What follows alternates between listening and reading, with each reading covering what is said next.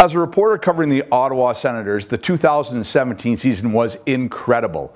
Nobody saw it coming. The rise to success this team had to within one goal of the Stanley Cup Finals. Everybody read everything you had to write. As a reporter covering the 2018 Ottawa Senators, also incredible. Nobody saw it coming, but just in a negative way. This team fell apart from top to bottom.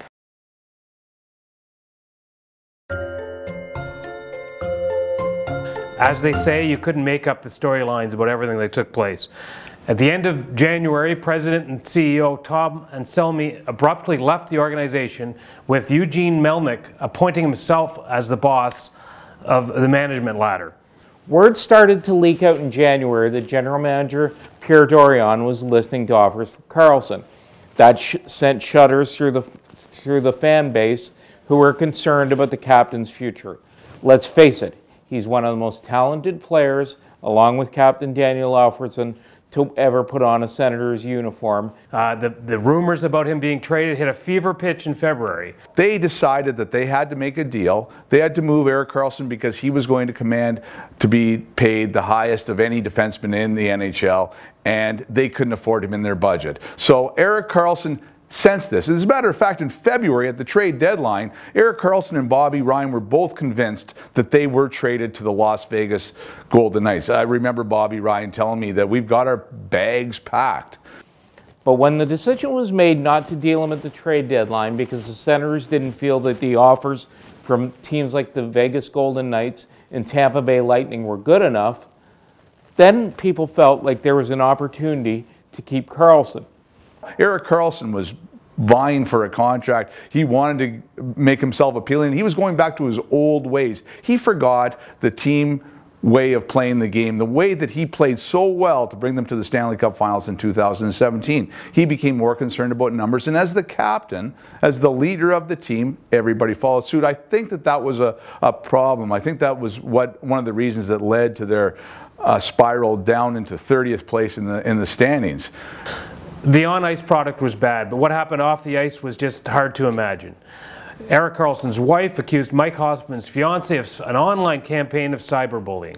That issue went on and on and on. So after those allegations were made, Carrick and Hoffman denied them to the utmost. They continued to say that they weren't behind any kind of malicious harassment of Melinda and Erik, and were determined to find the perpetrators. And when the allegations are that, one's spouse has almost irreparably harmed the other, how do you get past that? How can you ever be on the same team again? And obviously the Sens organization thought the same thing, and traded both men away, for other reasons as well, but certainly this played a role.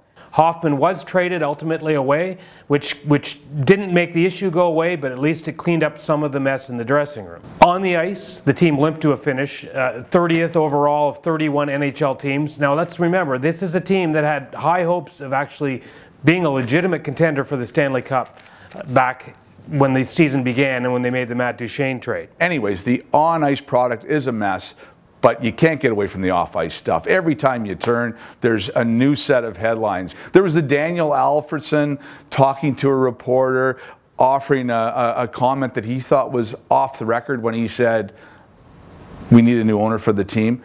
I've known Daniel Alfredsson for 25 years, and I know that he has never said anything that he didn't mean to be said. When he says, oh, I thought that was no comment, I think he wanted to get that message out there. And, there was a lot of people that were against Eugene Melnyk. They didn't like the way he was doing things. We saw the Melnyk out signs all over town.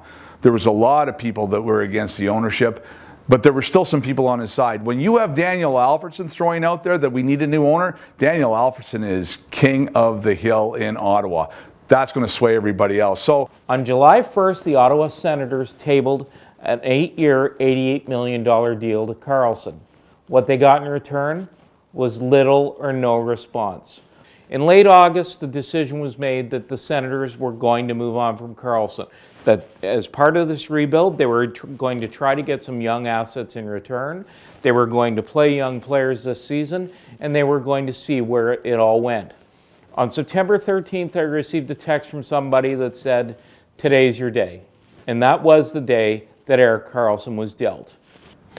But there was even further off-ice controversies. At the NHL Combine in Buffalo, Assistant General Manager Randy Lee was accused of harassment by a shuttle driver.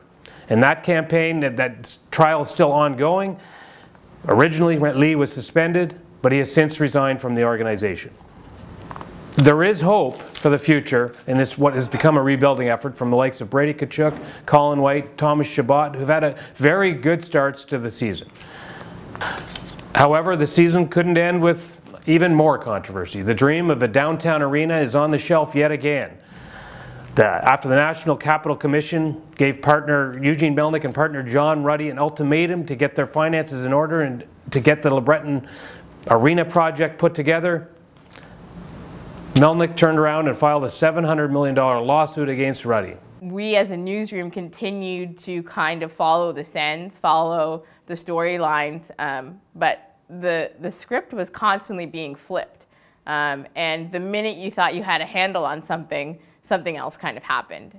Again, everything that happened couldn't have been made up, but that is the reality of 2018 for the Ottawa Senators. It's no surprise that the Senators were one of our top content areas this past year. A quarter of our top 20 stories published online this year were about the Senators. Every week, thousands of people come to the site to read articles, watch the Sens panel video, and connect with the reporters on social media. There's a tremendous amount of interest and a tremendous amount of passion for this team in this city.